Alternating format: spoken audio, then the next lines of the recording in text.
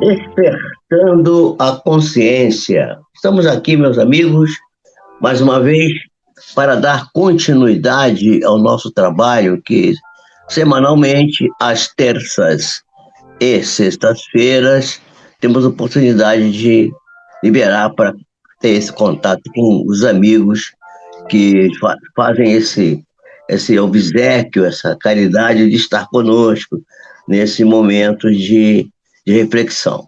Nós estamos estudando, aqui no nosso canal, está sempre interessado em estudar as questões da consciência, a espiritualidade e a saúde, né? A saúde é um assunto do meu interesse pessoal, pela minha própria deformação profissional, uma vez que eu sou um operário da saúde, sou um trabalhador da saúde, né?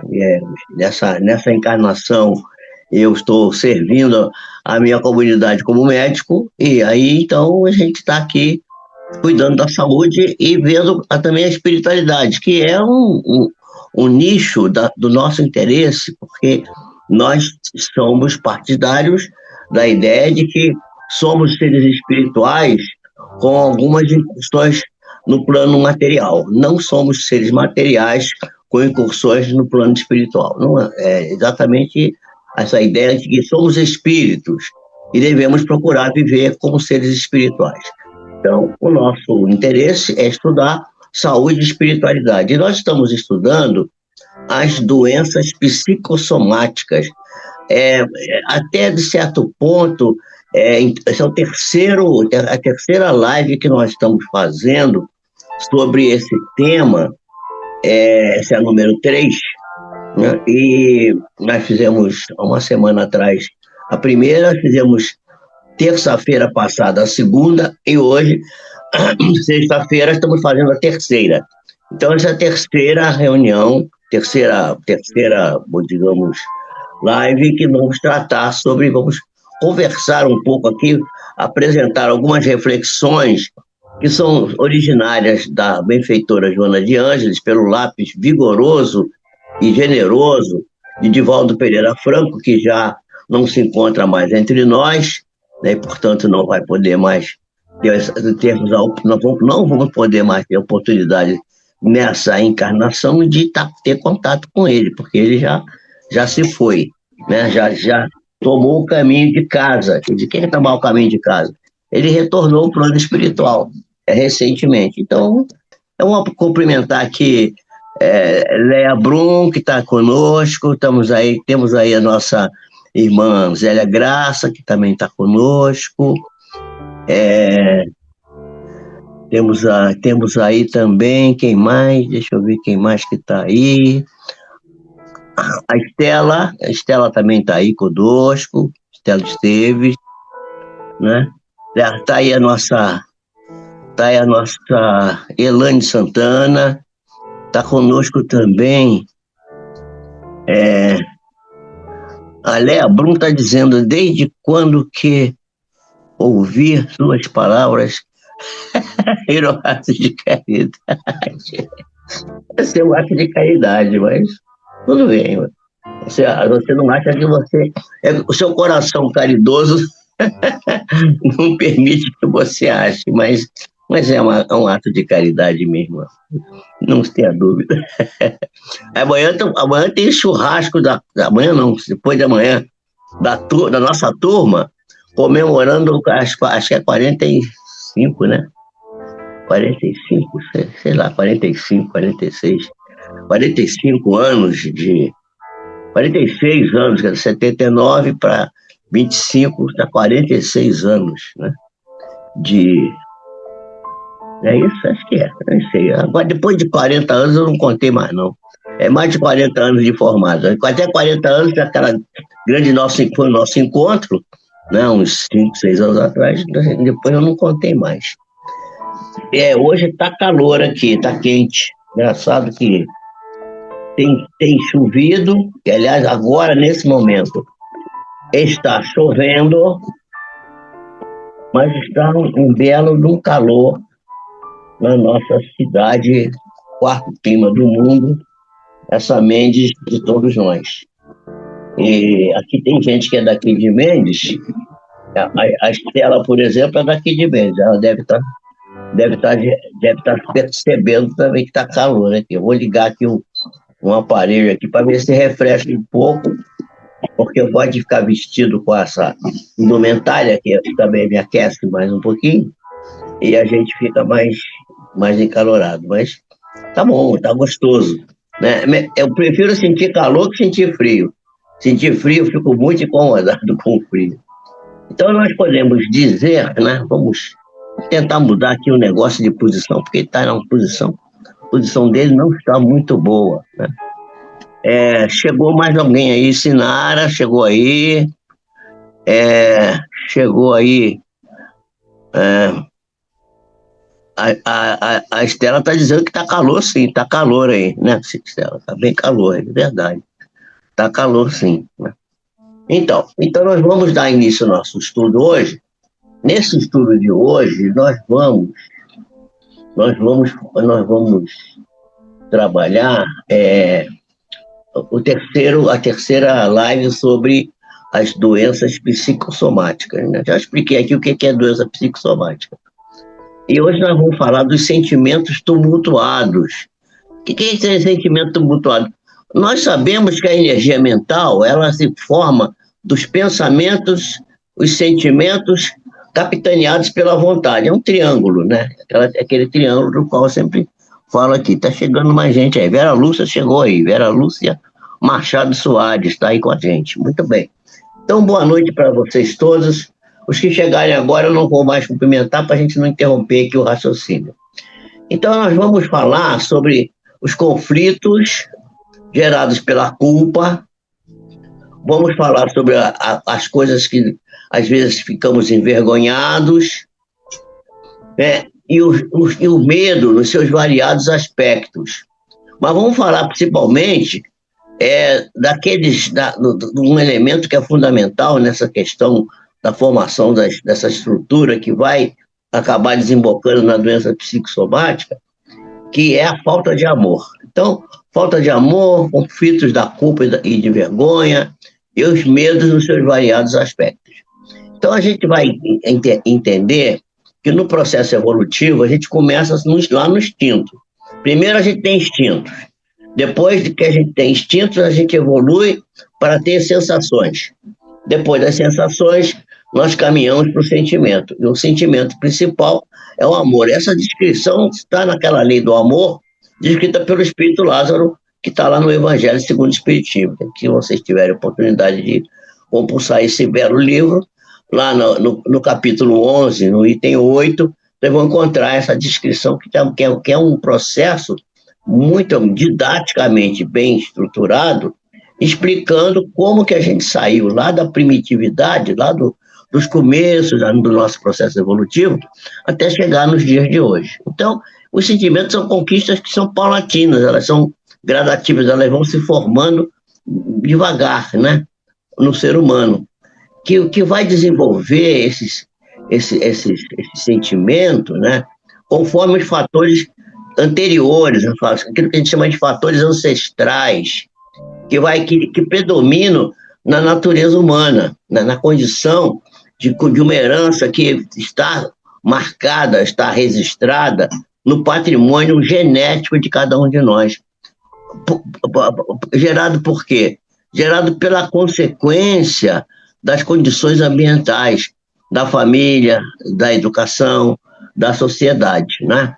Então, alguns psicólogos eles têm afirmado que a hereditariedade sempre responde pela criatura, pelos seus atos, pela sua existência, por tudo quanto acontece a ela internamente, na área da saúde física, na área da saúde emocional e na área do comportamento. E, por que não dizer, também na parte psíquica. Em alguns casos, né, não há nenhuma dúvida, que nós vamos encontrar, e com razão, nós vamos, não porém em alguns casos a gente vai, sem dúvida, saber que isso é certo, Essa é uma razão. Mas, porém, algumas dessas pessoas consideram que os condicionamentos sociais, né, a educação, contribuem muito pouco para alterar o quadro anteriormente definido pelos códigos genéticos. A gente não concorda com isso, porque a gente sabe que o gene é um carretel com a ponta puxada para fora. E o gene só se desenvolve, ele só vai atuar, só vai determinar realmente os acontecimentos da vida da pessoa se a gente puxar o carretel. E isso quem determina é o comportamento. Por isso que existe a epigenética, né? A epigenética hoje é uma ciência que desbancou a ideia do determinismo genético, que tudo era determinista, porque essa ideia do determinismo genético ainda persiste. Ah, meu avô teve isso, minha avó teve aquilo, eu vou ter que ter também e tal. A pessoa fica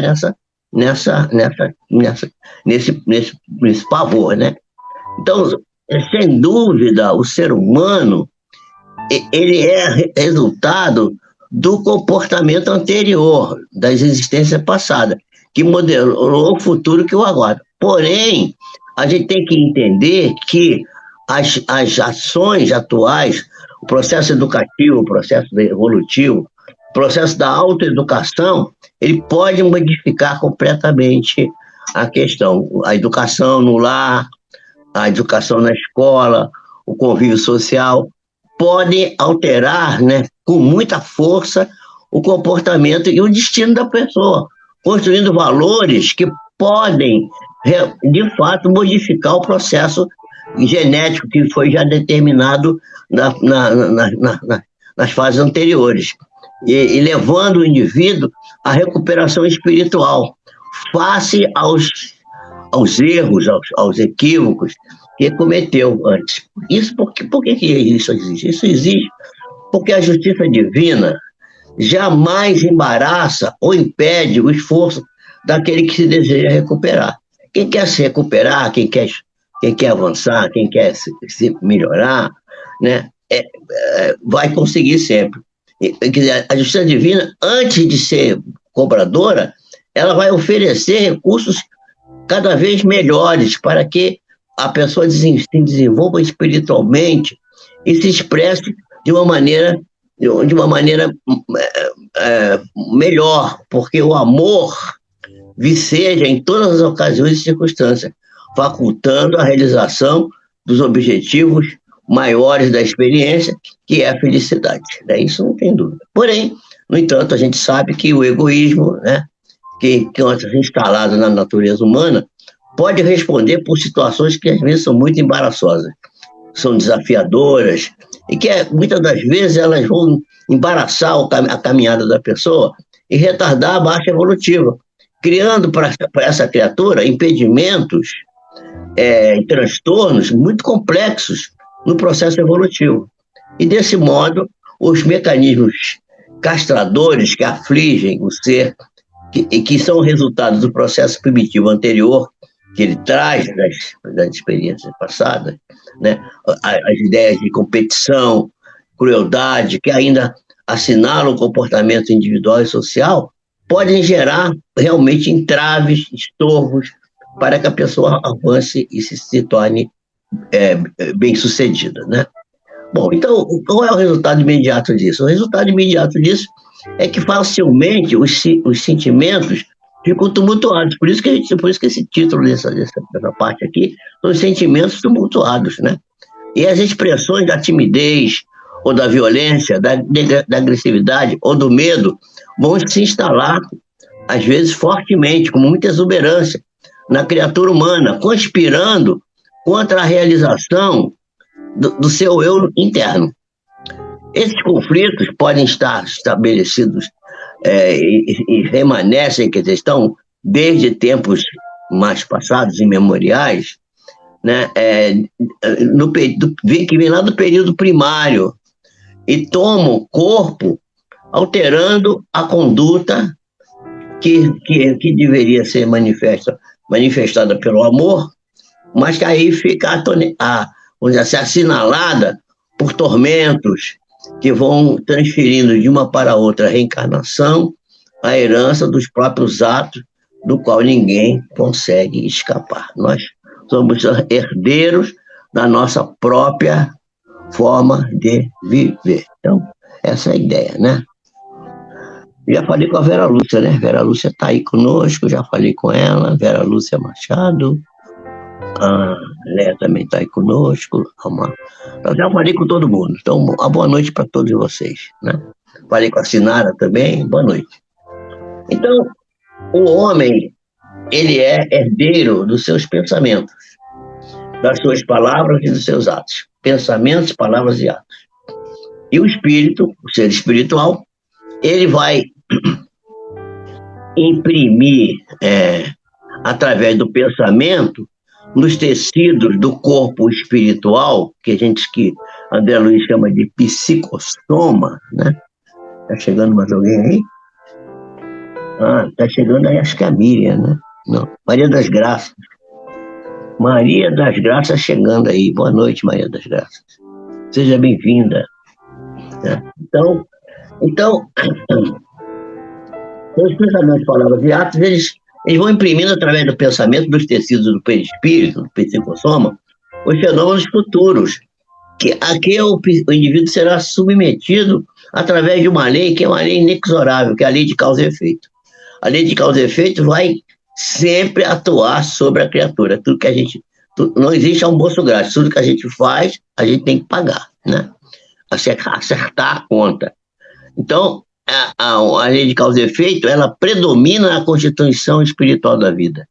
E só mediante o esforço de readaptação à ordem espiritual, que foi perturbada pelo comportamento, às vezes, mal impensado, né?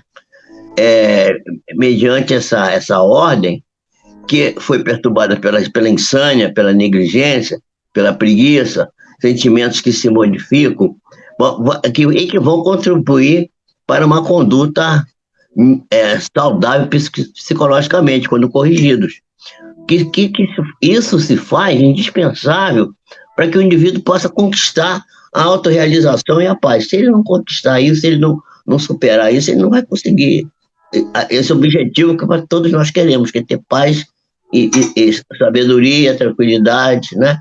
Então, os sentimentos devem e podem ser trabalhados pelo pensamento, mediante fórmulas muito simples, né? Por um esforço muito pessoal, que vai administrar as tendências ruins, né? As tendências perversas, as tendências cínicas, as tendências vulgares, as tendências ciumentas, que são responsáveis pela permanência nossa nos conflitos perturbadores que tanto têm afligido muitas criaturas. Hoje as criaturas são super aflitas, super desesperadas, muitas delas com esse sofrimento gerado por essas impressões que vêm do passado, né? E à medida que que a gente vai superando essas questões, né, que essas questões vão sendo superadas, e essas questões de desequilíbrio, por pequenas que possam parecer, há uma espécie de madrugada que se acende na nossa vida. Como se a gente tivesse uma noite escura e, de repente, o albor do sol a claridade começa a encher a nossa vida e a gente começa a se acalmar e vai começar a desenvolver a alegria de viver, a alegria de amar, vai ampliando as forças para que prossiga na tarefa com mais alegria, com mais desenvoltura e com mais energia. Então, se a gente fizer uma reflexão em torno das paisagens vivas e coloridas da natureza, a gente vai ver que a gente desenvolve um relacionamento, pode desenvolver um relacionamento muito bom, por exemplo, com os animais, com as criaturas, com as flores, com as árvores, com a natureza em geral. Essas atividades, elas podem servir de apoio para nós. Nós podemos, por exemplo, sementar, quer dizer, colocar na terra semente de vegetais, plantar uma horta, plantar uma árvore, plantar uma flor, plantar um pé de uma fruta, tudo isso, né? Tudo isso pode contribuir para tornar o mundo melhor, mais belo. E tudo que contribui para tornar o mundo mais belo, mais aureolado de vibrações de paz, de alegria, de prece, vai transformar os impulsos da criatura, impulsos que às vezes são até cruéis, em sentimentos de amor, de compreensão.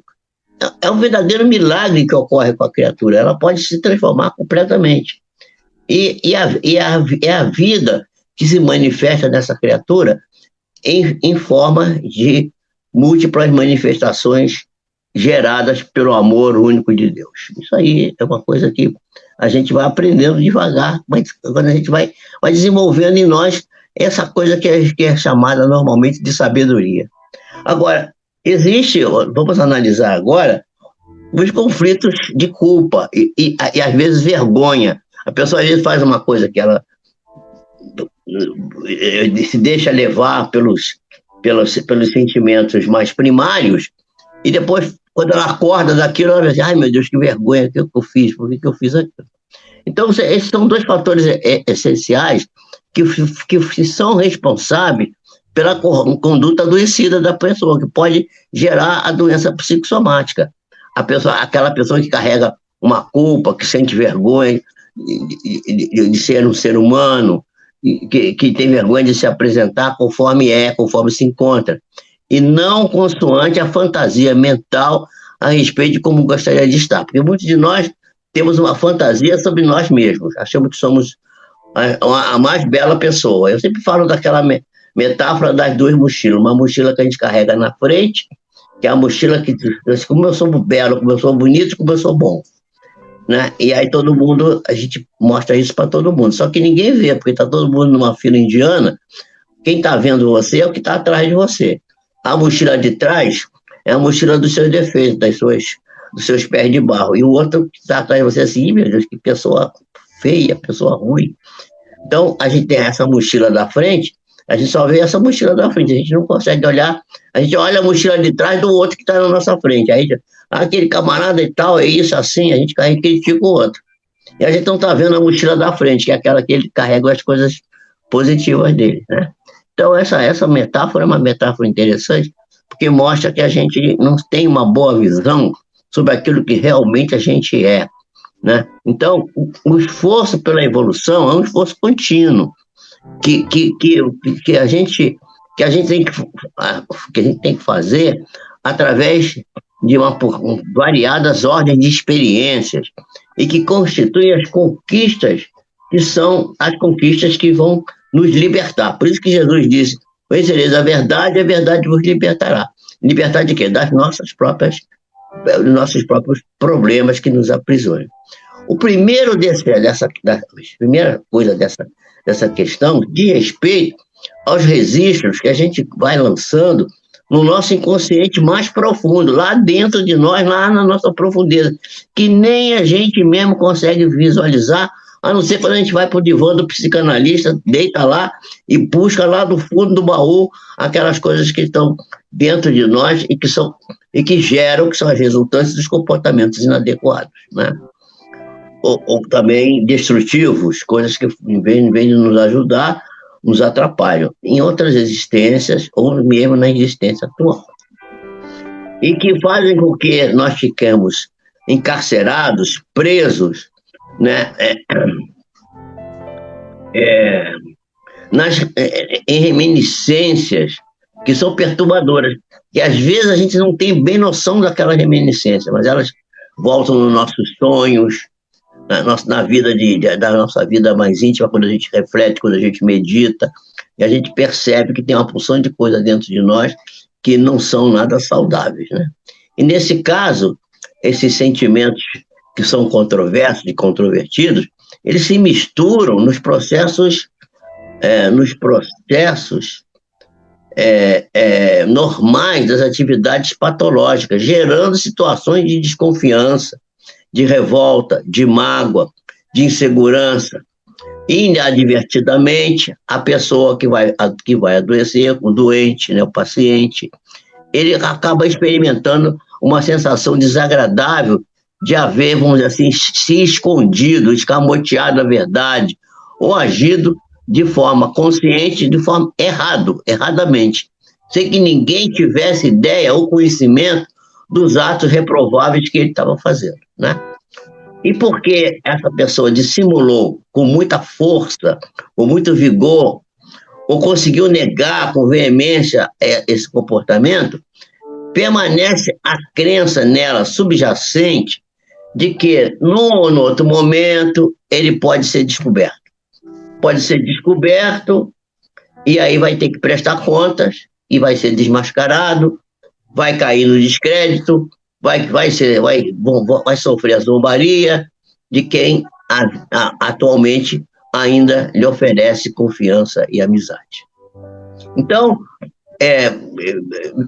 perseguido por essa culpa, porque essa culpa inconsciente, quem não sabe de onde está vindo isso, ele vai cultivar mau humor, vai processar erradamente aquilo que ouve, não entende, sempre considerando que todas as queixas e reprimendas, advertências, observações que o estão alcançando, têm por meta censurá-lo, humilhá-lo, né?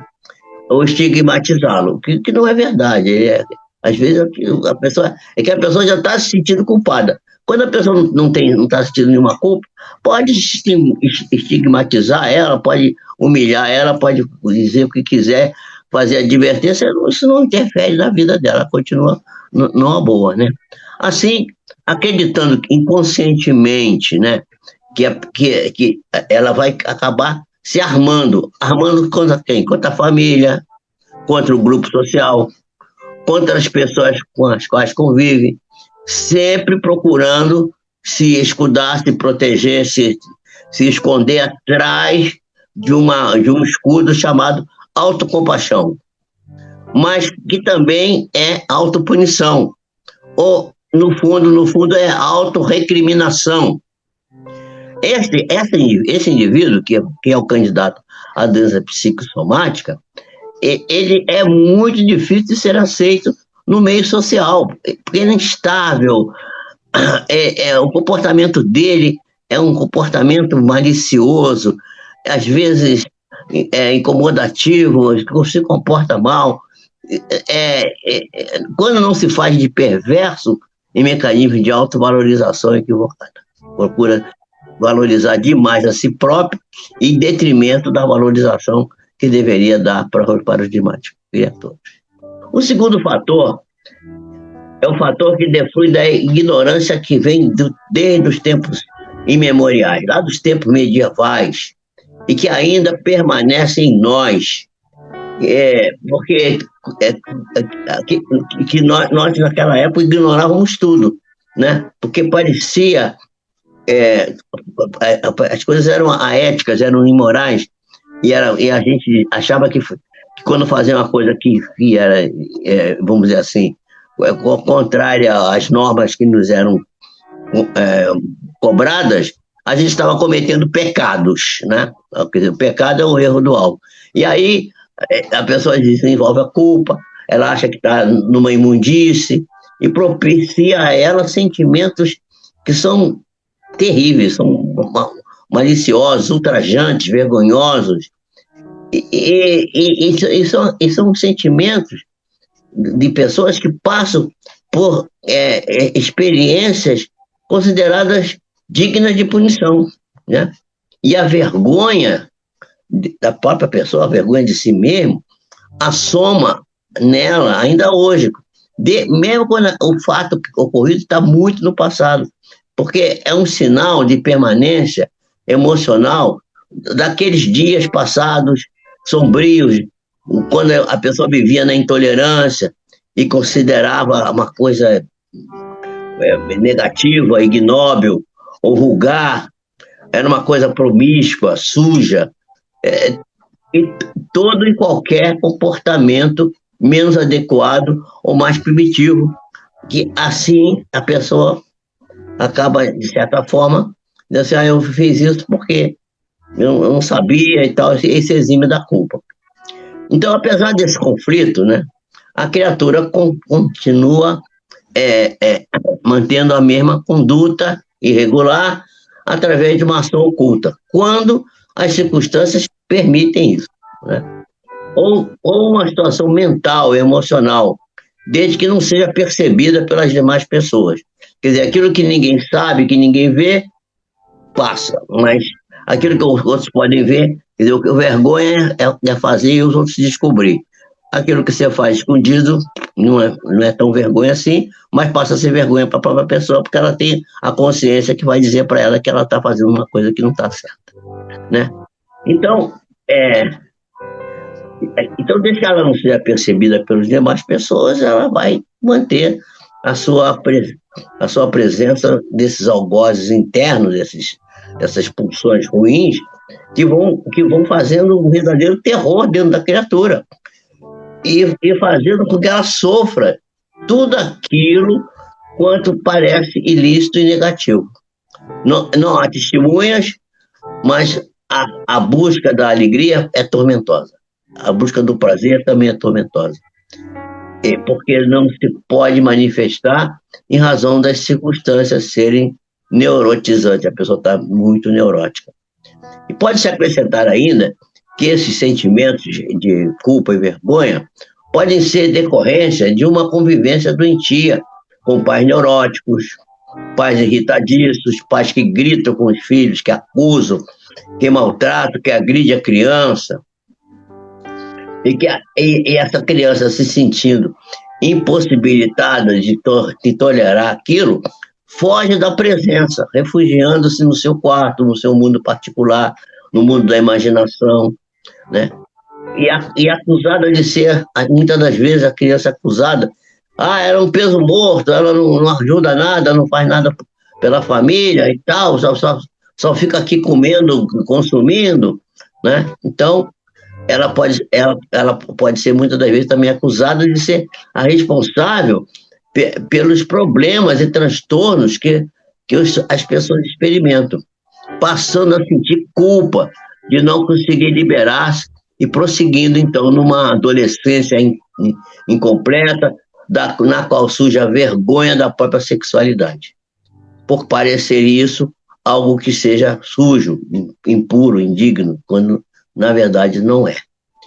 Enquanto se encontra nessa tensão dentro da casa, dentro do lar, né, a criança, o adolescente, fica incapaz de entender o conflito que ele próprio está experimentando.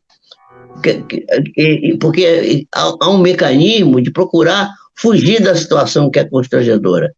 E ele acaba sofrendo uma divisão na personalidade que tem que ser uma unidade. A personalidade é a manifestação encarnada da individualidade, que é o ser espiritual.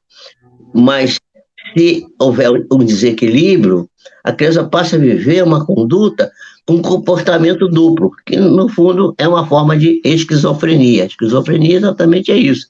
É a pessoa viver uma vida dupla, de dois polos, né? Essa ocorrência pode ser muito funesta e muito profunda, muito, muito grave, né? Ou temporária e superficial, pode passar logo, mas a gente sabe que isso pode se positivar e ficar permanente e levar a pessoa a um adoecimento muito grave no futuro, né? Então, essa situação, quando ela é de muita intensidade, de continuidade permanente, ela vai levar a uma coisa que vai adoecer definitivamente a pessoa. A questão fundamental desse acontecimento, essa questão da divisão da personalidade, se encontra na capacidade do ser, da parte da parte da estrutura, da psique, aquele que a gente chama de ego, quer dizer, a parte que dá condição da pessoa ser ela mesma, o eu profundo, do ego de resistir à pressão ou submeter-se. Ou existe, aguenta firme a pressão de fora para dentro, ou sucumbe, né? Acaba se rendendo. No primeiro caso, quando ela resiste, né, ela adquire autoconfiança e vai a caminho da integridade moral. Enquanto que, quando ela se submete, quando ela cai, né, a cisão da personalidade conduz a uma crise nervosa que pode alcançar até um colapso nervoso. tratando-se verdadeiramente de uma tortura moral, e às vezes física, a que a criança não tem como resistir. E quando essa questão se faz com muita frequência, com muita persistência, através de agressão emocional, agressão oral, por meio de críticas ácidas, acusações intempestivas, há uma verdadeira, vamos dizer assim, no sentido figurado, o espírito não morre, a gente sabe que o espírito não morre, mas há uma morte do espírito. O espírito fica, a pessoa fica, perde o seu espírito, fica morto, né? Porque perde o ideal de viver, o ideal de ser feliz, perde as motivações existenciais e se torna, então, inevitável, se torna inevitável a geração de problemas no seu comportamento, no momento que está passando e também no futuro. Essas colocações que nós fizemos hoje, elas são muito pesadas, né? Vocês já hão de convir. São manifestações. Maria Nazaré está aí também, agora que eu estou vendo ela. Maria das Graças Cunha, já falei com ela. Boa noite, boa noite, boa noite, Maria das Nazaré. Então, essas considerações que fiz hoje são muito fortes, né? São muito pesadas. E eu estou falando mesmo que a pessoa pode desenvolver um quadro esquizofrênico, que é uma forma da pessoa se defender para não ter uma outra doença, uma doença autoimune, uma doença consumptiva, uma doença muito grave que vai consumi-la. E aí a pessoa, e muitas doenças crônicas do sistema imunológico, se a gente curar a pessoa, ela desenvolve doença mental. Eu tinha uma paciente no passado, uma senhora que tinha uma raiva muito grave, e era muito neurótica, muito doente mesmo. A gente não tinha, naquela época, o conhecimento da mente humana que a gente tem hoje. E meu chefe, que era uma pessoa muito culta e tal, muito preparado, mas ele também tinha suas dificuldades. E ele dizia para nós assim, essa mulher não pode ser curada. Se a gente curar essa mulher, né, se a gente curar ela vai desenvolver uma doença mental grave. Vamos ter que ter cuidado, vamos ter que ir levando ela e tal, aliviando ela, mas não podemos querer que ela perca totalmente, que a doença desapareça completamente, porque ela vai surtar. Ele não gostava nem de psicologia, ele achava que psicologia era uma bobagem, ele tinha medo disso, ele não queria se envolver com essa coisa. Isso que eu estou concluindo hoje, depois desses anos todos de estudos que eu desenvolvi, esse aprendizado todo que eu tive, isso já foi há muitos anos atrás. Então ele falava isso, e é verdade, e a gente vê isso na clínica do dia a dia, pessoas que a gente tem que ter cuidado para não gerar para ela a cura, quer dizer, a cura tem que ser muito gradativa, uma encarnação só não dá para curar, ela tem que passar gradualmente e, vamos dizer assim, drenando aquelas condições psíquicas negativas que estão fluindo dentro dela de forma gradativa, de forma, vamos dizer assim, suave, como se fosse um pagamento de um carnê em prestações suaves durante um longo tempo. Porque se a pessoa de repente de chofre, igual, por exemplo, você tem uma árvore e a árvore foi atacada por uma erva daninha que parasita. Se você arrancar as parasitas todas de uma vez, tirar o parasita da árvore, principalmente se for simbiótico, né? Não é um parasitismo típico, é uma simbiose. Simbiose quer dizer, um dá e recebe, troca. Se você tirar a planta que está sugando a energia da árvore, a árvore pode morrer. Isso acontece também nos quadros de obsessão, quando a pessoa tem uma obsessão muito grave e o obsessor está muito atrelado na pessoa por causa da própria... O próprio obsediado atrai a pessoa, puxa ela para si, ele tem fulcros, tomadas nas quais o obsessor se liga naquilo ali. Então, você produzir a desobsessão imediata, retirar o hospedeiro, o outro pode também não surtar, morrer, perder isso do ponto de vista físico, né? Pode parar de ter as energias que tinha. Muitas pessoas estão, isso tem que ter muito cuidado. Todas essas coisas estão sendo estudadas hoje, ainda estamos muito incipientes nesses estudos. Mas à medida que a gente vai aprendendo, a gente vai chegar lá. Agora, eu estava dizendo que isso aqui é uma coisa. Fiz uns comentários muito fortes, muito, né, pesados, né, sobre isso. Mas eu prometo que na próxima terça-feira a gente vai decodificar tudo isso, vai ter a quarta live sobre a doença psicossomática, e aí nós vamos mostrar como que a gente pode resolver essa questão aí, como que pode melhorar isso, como que isso pode ser menos ruim, menos mal. Tá? Eu cumprimento vocês, dou boa noite, alerta que essas coisas profundas. Porque o ser humano é muito profundo, né, gente? O ser humano é um universo. O mesmo universo que está indo fora, que você vê as estrelas, os planetas, as galáxias, as nebulosas e tal, esse mundo enorme para fora. Mesma coisa dentro de nós. Nós somos um universo tão grande quanto esse universo que está fora. O mesmo universo que está aí fora é o universo que está também dentro de nós. Nós somos um verdadeiro universo. E a gente, quando entende isso, compreende e sabe usar isso com sabedoria, a gente avança muito, cresce muito e se torna muito mais tranquilo, muito mais crente, muito mais confiante, muito mais tranquilo, e vai ver que tudo que acontece é necessário, e tudo que acontece no fundo, tudo é para o nosso bem. Tudo é voltado para a nossa construção, para a criação de uma situação melhor, para que nós possamos construir um mundo melhor, uma vida melhor, uma situação, tudo de bom para nós próprios. A tendência do ser humano é a saúde, é a tranquilidade, é a felicidade.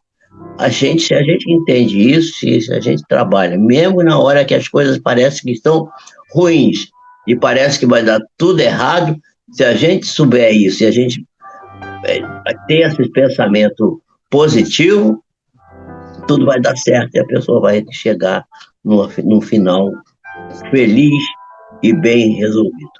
Que a paz de Jesus envolva nossos corações, que nós possamos estar sempre juntos, caminhando e tentando compreender especialmente a nós mesmos, que o grande objetivo não é querer dominar o outro ou dirigir o outro, mas é dirigir a si mesmo, compreender a si mesmo e construir a si mesmo. Essa é o nosso objetivo.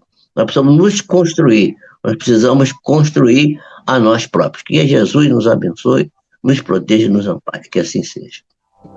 Boa noite.